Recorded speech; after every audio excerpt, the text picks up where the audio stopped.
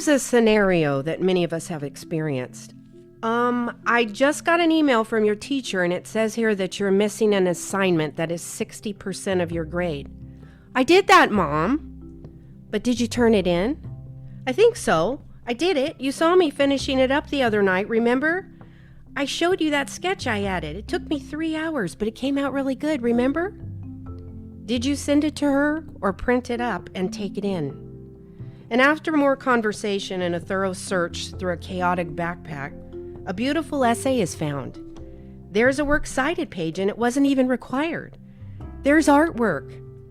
It is well done for this academic level, but it is stained with miscellaneous flavors of Doritos, and it is in need of ironing. Today on our podcast, a few of our high school teachers are going to have a conversation about what is called executive functioning, and that's just a fancy way of describing the building of organizational skills and time management. Grace Reeve is an advising teacher and high school science teacher at Endeavor. She's also had the opportunity to teach at the K-8 level for Western Sierra Charter Schools, and prior to this worked for Mendota High as a science teacher, also working with Mesa and Avid. She has a BS in biochemistry from Azusa Pacific University and comes from a large and diverse family. Recently, she became a foster mother. Diane Vaccaro graduated from the University of Puget Sound with a Bachelor of Arts in Comparative Religion. She earned her multiple subject teaching credential from California State University, Fresno. After teaching for 5 years in Course Gold in Glendale, she left the classroom to start a family and be a stay-at-home mom. During the 15 years out of the classroom, Diane worked in corporate leadership training and development with Game Changers Incorporated. With her children growing up, Diane decided to go back into teaching, and she is now a high school advising teacher at Endeavor Charter School, teaching leadership, ASB, and she coordinates the teacher's assistants for our elementary school teachers. Diane has 3 children, 2 in college and 1 a high school junior.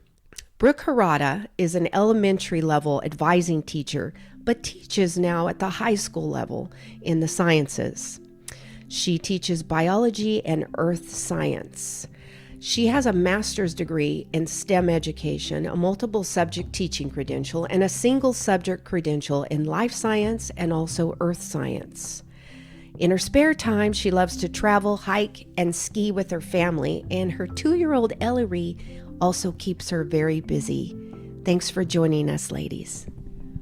I'd like to begin by briefly summarizing this article I found from George Lucas's Edutopia. That's his education foundation. And I'm just going to summarize. It says here that while test scores can be helpful, the exams fail to capture or reflect a student's ability to develop good study habits like soft skills do, the ability to take academic risks, through challenges. For example, high school grades, on the other hand, appear to do a better job of mapping areas where resilience and knowledge meet. And arguably, that is the place where potential is translated into real achievement. So, ladies, I'm hoping that today we can have a proactive conversation. I know you're having a lot of individual conversations with families weekly, certainly monthly, in helping them to help their children succeed. So I thought, let's do this ahead of time before they ever get into high school. So how can we help high school students, or in the 8th grade, begin to develop these skills needed to succeed in high school? Diane, why don't you begin? Thanks, Sandra. I would say one of the things that is most important for us as parents, I speak as both a parent of teenagers and now college students as well, but also as a teacher, is the importance of helping our students start to take on some of the ownership of their success.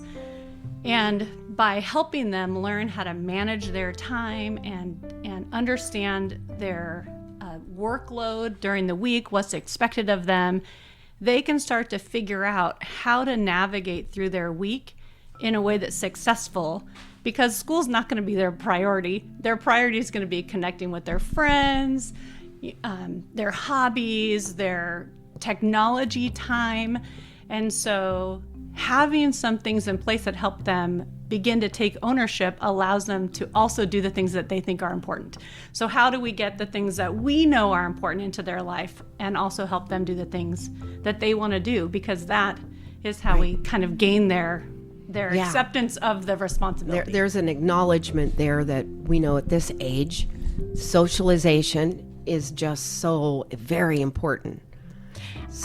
I think also checking in and asking questions is huge, whether it's, asking questions about what are you doing to organize your time? Are you done with your homework? Can I see it? Show me your plan for the week.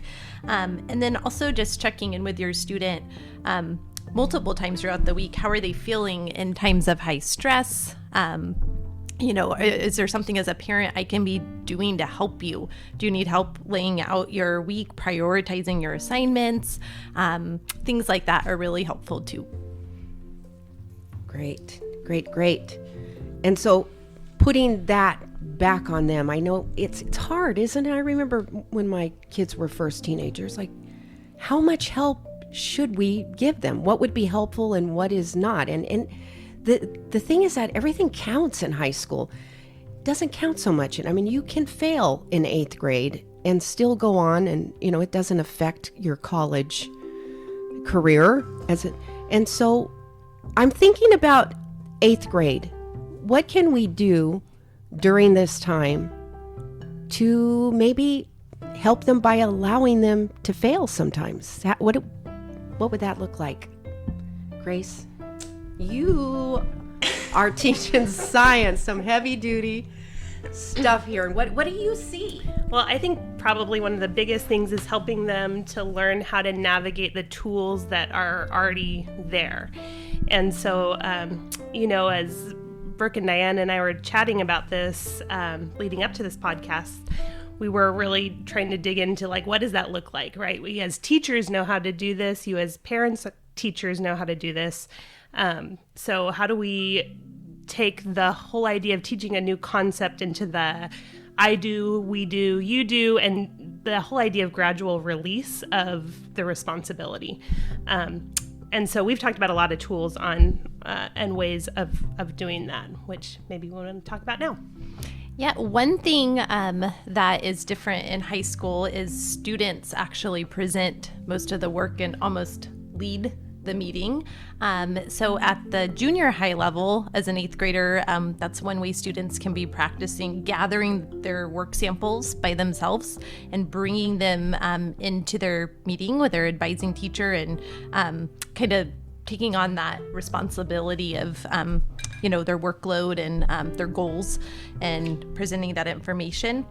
I think also in high school, one thing that is huge is communication between the parent, the student, the advising teacher. So encouraging students to email their advising teacher, even at the younger, level. And as advising teachers here, we are all happy to help. If you don't know how to do that, we can sit down in one of our LP meetings and show you this is how you write your teacher an email.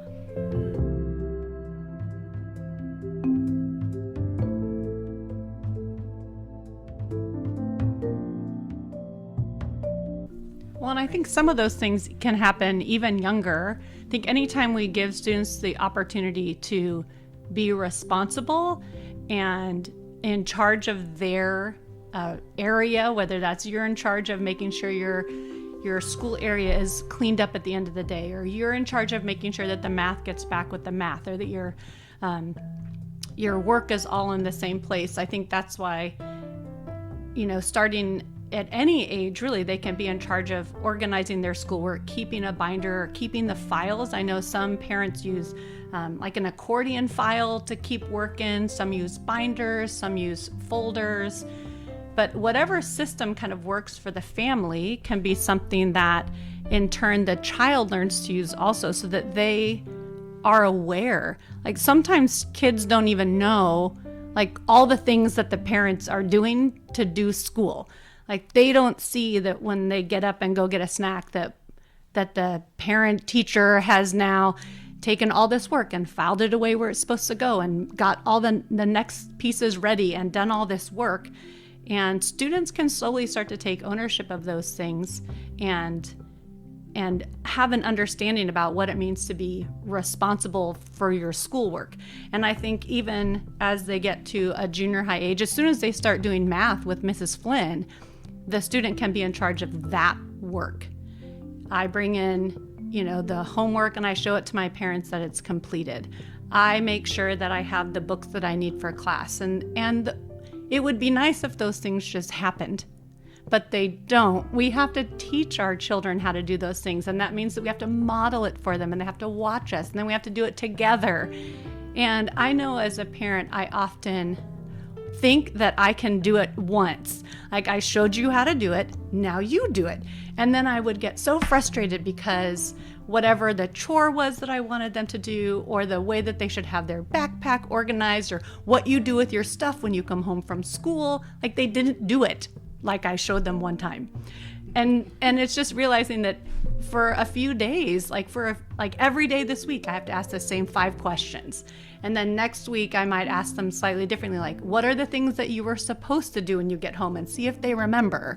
And then go kind of through this process of holding their hand for a while as they learn these new skills, because we want to release them into that so they can do it independently. So if it's showing up to high school and getting out the door, I'm not the one who's going to pack the backpack and put the lunch in there and do all the things at high school, right? They should know all those things that they need for the beginning of the day. But if I just say, do you have everything you need? They say, uh-huh. And then we get in the car and say, oh, I don't have my lunch, or I forgot my binder. And I think, how did you? Because do you have everything you need wasn't actually a helpful question.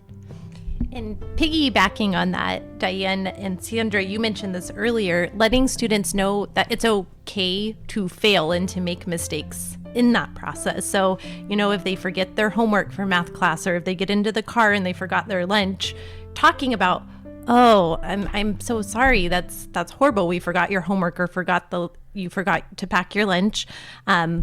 How can we prevent that from happening next time? What do we need to do to plan ahead for that, to make sure that this doesn't happen again, and what happened because of this? And, letting them know that we will make mistakes in this process. We don't expect them to do it perfectly the first time.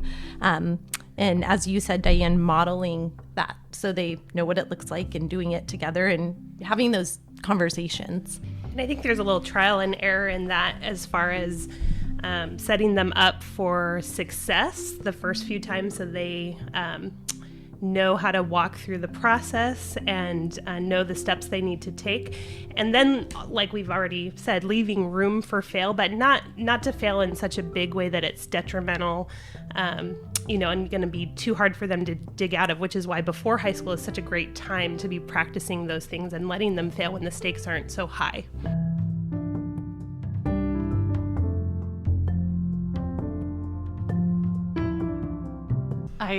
I learned in talking with my high school student, and I've been sharing this with some of my families, I would ask her, is your homework done? And she would say, yes. And then I would say, have you done any of your missing work that you have? Oh, well, not yet. And I'd think, how did you separate those two in your mind? All of it's homework to me. When I say, have you done your work, I'm thinking all of the work. Yeah, because in our situation with personalized learning, where they're doing much of it at home, everything is homework other than their class projects they're doing collaboratively during the class times, right? Yeah. And so the vocabulary and the terminology you're using for accountability. Yeah, it matters to the child, because they'll hear your one word and they think of it in a very narrow way. And I've found that sometimes I have to ask very specific questions. Sometimes it may be, did you do your math? Did you do your English? Did you do your history? And then, well, I did this, well, I haven't done that. Or have you done your homework?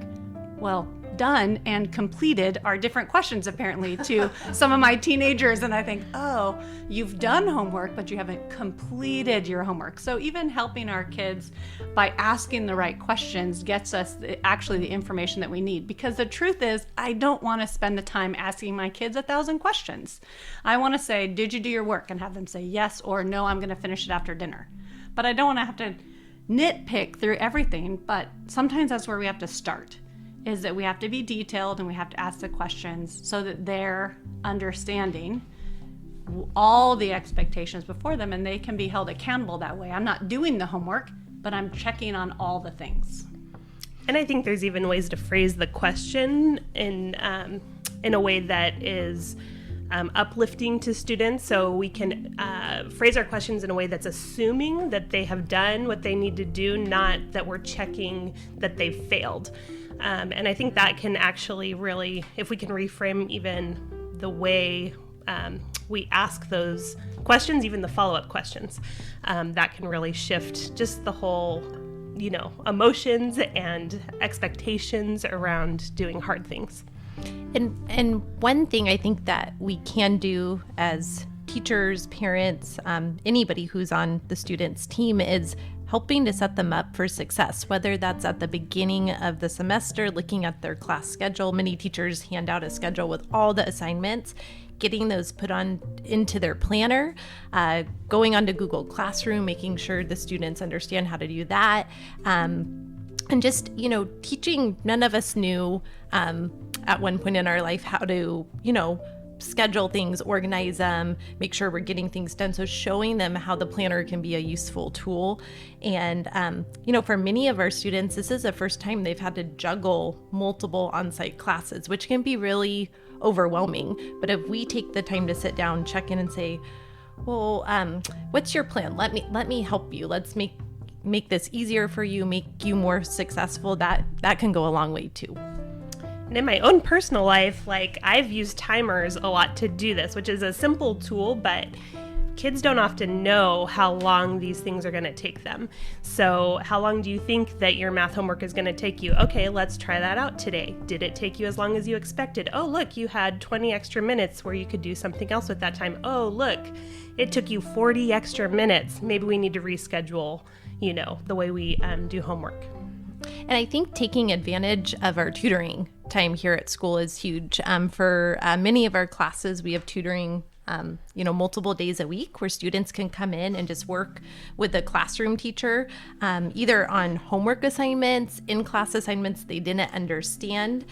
And that tutoring can be tricky because a lot of times it's offered at the, math and science tutoring may be offered at the same time. So learning how to prioritize that. But that tutoring time, many students who come, they actually can get their homework done for the following class during that time, or a big chunk of it.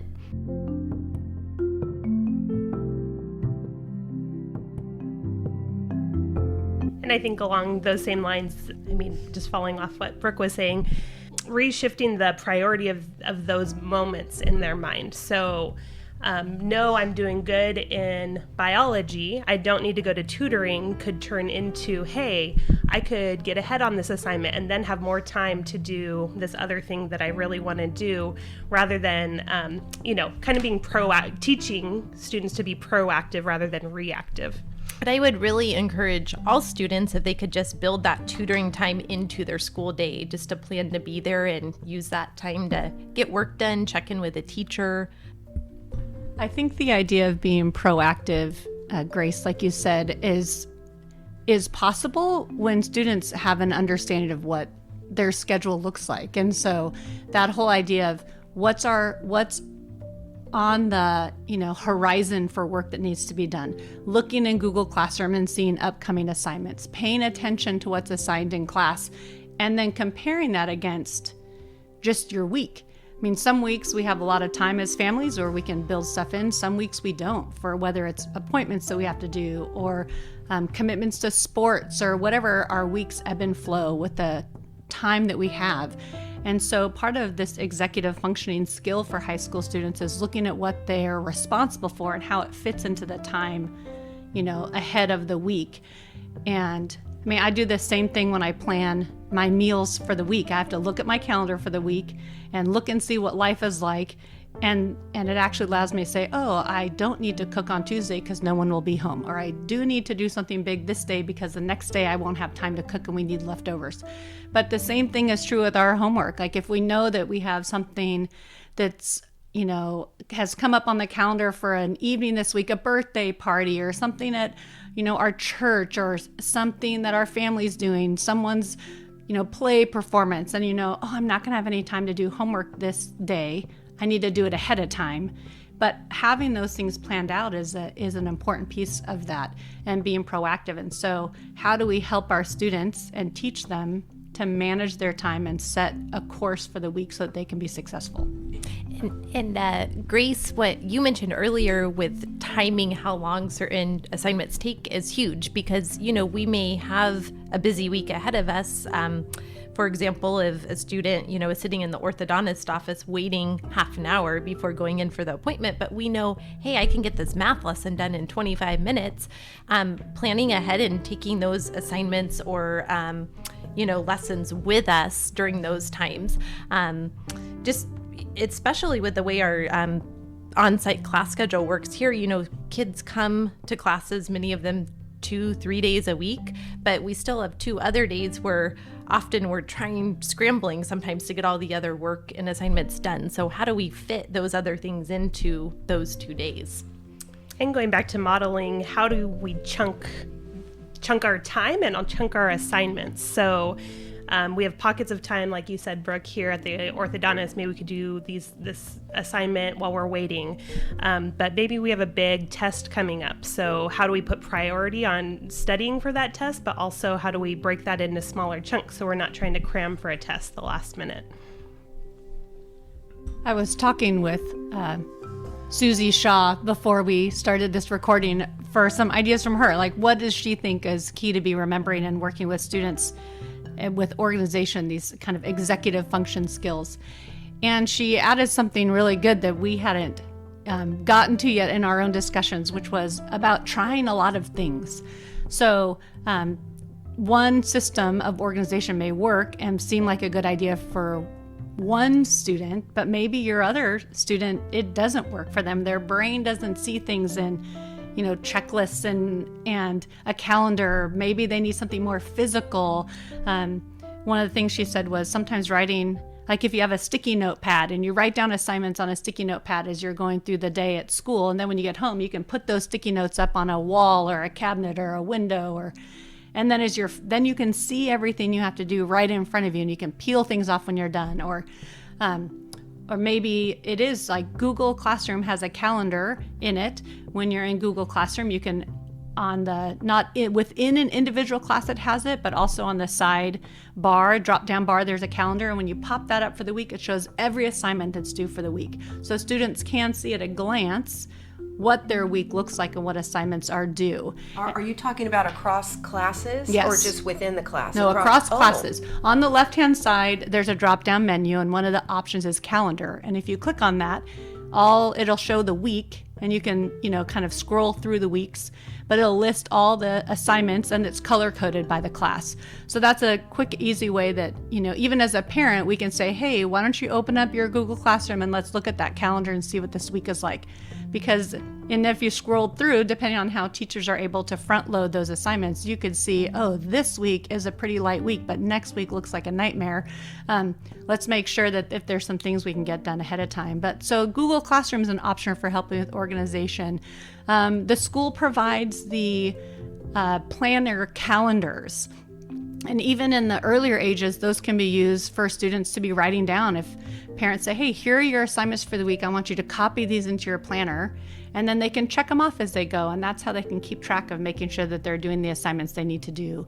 Or it can be something like, when I was in school, I used one of those Mead spiral notebooks, and I just wrote everything down, and I just cross it out when I was done. But some sort of system that's in place, and you may have to try a few things to find something that works. As a parent, I don't like it to be this way, but it may be different for each kid, and then you got to figure out what to do versus just kind of throwing something at them and making everybody do it. It may not work for them.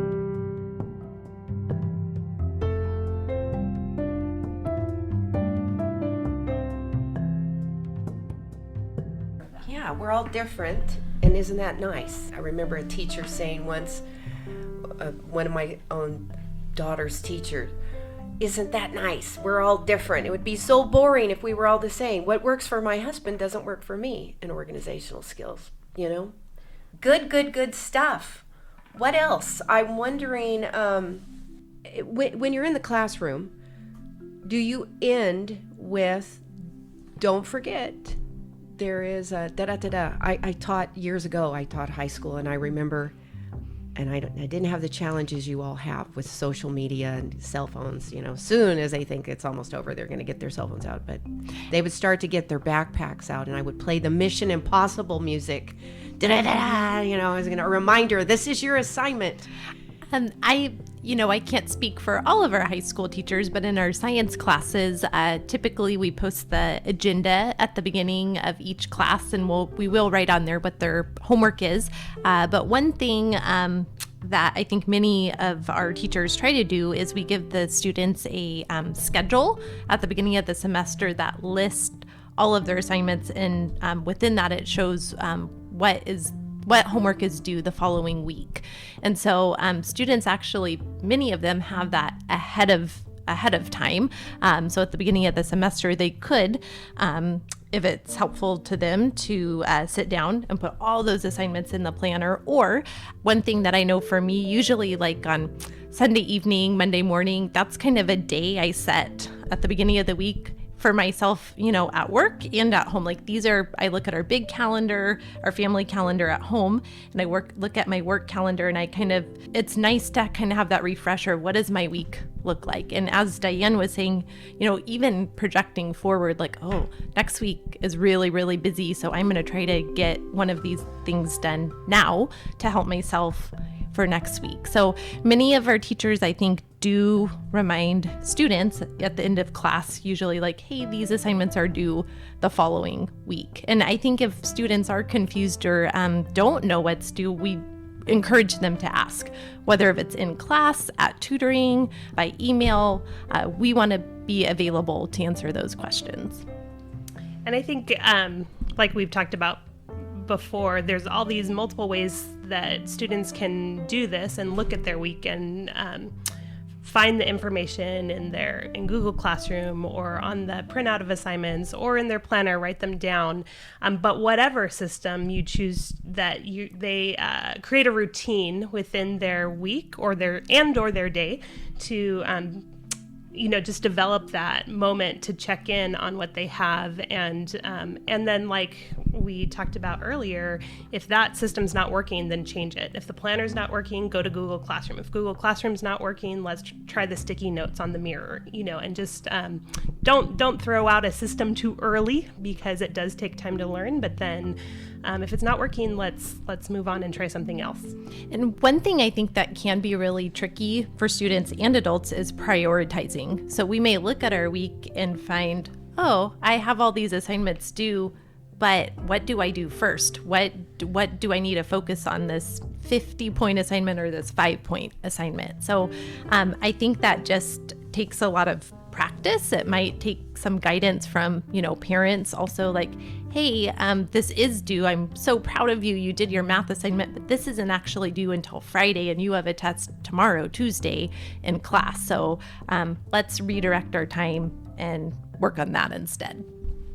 I've also noticed in that students will prioritize their on-site classes over their independent study classes or their online like Edgenuity classes. And while that might be helpful for the day and may be necessary for a day or two, I would recommend against that on a long-term basis, because I've seen some of the independent study classes take the backseat because there isn't that daily accountability of a homework assignment being turned into a teacher or a grade that's at risk if something doesn't get done. But then 3 weeks later at a meeting with the advising teacher, all of a sudden the student is falling behind in that, and then it snowballs. And so within that, making sure that all classes continue to get prioritized is important, even though it seems like an easy out is to drop kind of an independent study class. And I think there's ongoing maintenance with this as well. We establish the routines, the kids become eventually independent in doing all of these things for themselves. But then I think for parents and teachers in moments of high stress, either in their academic life or personal life, it's important to go back and make sure they're following through with their routines and prioritizing correctly, and just kind of to do little check-ins here and there. I think, Grace, you did bring up a good point too with the times of high stress. We do, through school pathways, parents and students can log on and check their grades, which I think all of us encourage them to do. So as a parent, even if your student is saying, yes, I turned this in, I got this done, it's still a good idea as the parent to log on and see. But even if your student is doing great, has a 99% in the class, it's still a good idea to check in and say, well, how are you feeling about all of this? Because we've had students who are doing wonderful in class, but they're stressed and overwhelmed even though they're doing great, and they may need some support, and you to say, hey, it's okay. Like, you're doing your homework. That's great. But how can we relieve some of the stress and help you so you're not feeling so stressed out?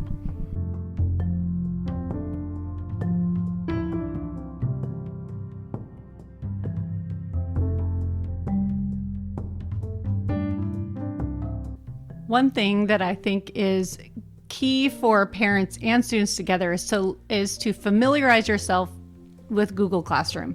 And I think because the students can navigate Google Classroom and are, really get to learn that as they become freshmen and sophomores and are using it all the time, parents can get a lot from it as well. So sitting down together with your student and saying, show me your Google Classroom, let me see what's going on. And then they can just see announcements that come or assignments. You can see what students see.